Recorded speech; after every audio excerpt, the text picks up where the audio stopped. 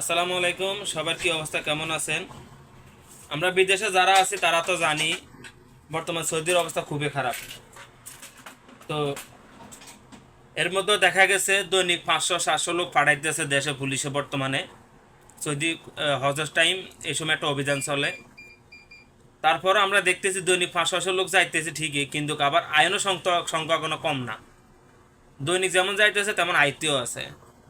তো এখনও যারা চিন্তা ভাবনা করতেছেন যে সৌদি আরব আসবেন নতুন অবস্থা, তাদের জন্য ভিডিওটা। আপনি সৌদি আরব আসবেন, একটা ফ্রি ভিসায় আসবেন বা কোম্পানি ভিসা করে আনবো, আনার পরে দেখা গেছে 3 মাসের একটা আকামা দিব, হয়তো অনেকে আকামা পায়, অনেকে আকামা পায়ও না। তো আপনার যদি আকামাটা যদি এক্সপায়ার হয়ে যায়, এক্সপায়ার হয়ে গেলে আপনার জুন মাসের 30 তারিখের পর থেকে এটা সৌদি সরকার একটা নতুন নিয়ম করছে, যাদের আকামা 3 মাস এক্সপায়ার থাকবো তাদের অটোমেটিকলি আর হুরুপ চলে আইব।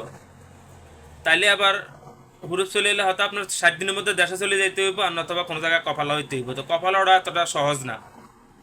আর যদি পুলিশে ধরে তাহলে জেল খাটিয়া পরে ফাড়াই দিতে হইব, ফাড়াই দিব পুলিশে। তাইলে আবার হিসাব করেন, আপনি আইলেন 3 মাসের একটা আকামা পাইলেন, বাকি 3 মাস আপনার আকামা হইলো না, তাইলে আপনার 6 মাসের ভিতরে আবার দেশে চলে যেতে হইব। তাহলে 5 লাখ 6 লাখ টাকা খরচ করে বিদেশ আইবেন। 5 লাখ 6 লাখ টাকা বিদেশে যদি খরচ করে আইয়েন, তাহলে আপনার যদি 6 মাসের ভিতরে আবার চলে যান, তাহলে আপনি ড্যামারেজটা কীভাবে শোধ করবেন? তো আমার মতে আমি বলি এখন বর্তমানে সৌদি আরব না আসাটাই বেটার। কারণ আপনার যদি 6 মাসের মধ্যে একটা ডোজ খান, তাহলে উঠতে অনেক কষ্ট হয়ে যাবে গা। অনেকে দেখা গেছে আপনার জায়গা সম্পত্তি বিক্রি করে আই, অনেকে দেখা গেছে কিস্তি লিয়ে আই, অনেকে দেখা গেছে বিভিন্ন ধরনের, কারণ কারো কাছে কোনো ক্যাশ টাকা থাকে না। তো ভাই যারাই আসবেন একটু ভাইবে চিনতে আসবেন। দেখা গেছে ওই মায়ের ফাটার ভাই আছে, বাপ আছে, কাকু আছে, মামু আছে, চাচা আছে, আপনাদের লোভ দেখাইতে পারে যে আমি চেষ্টা করবো বা আমি করে দিব, হ্যান হইব তেন হইব, কোনো সমস্যা হইব না, কিন্তু এটাতে নিশ্চয়তা নাই। 3 মাসের আকামাটাই বেশি হয়। 3 মাসের আকামাটার পরে কিন্তু আপনার অটোমেটিকলি হুরুপ চলে বা বাকি 3 মাস গেলে, তাহলে আপনার 6 মাসের মধ্যে আবার দেশে চলে যেতে হইব।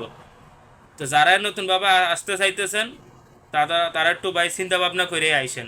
বর্তমান সৌদি আরবের অবস্থা ভালো না।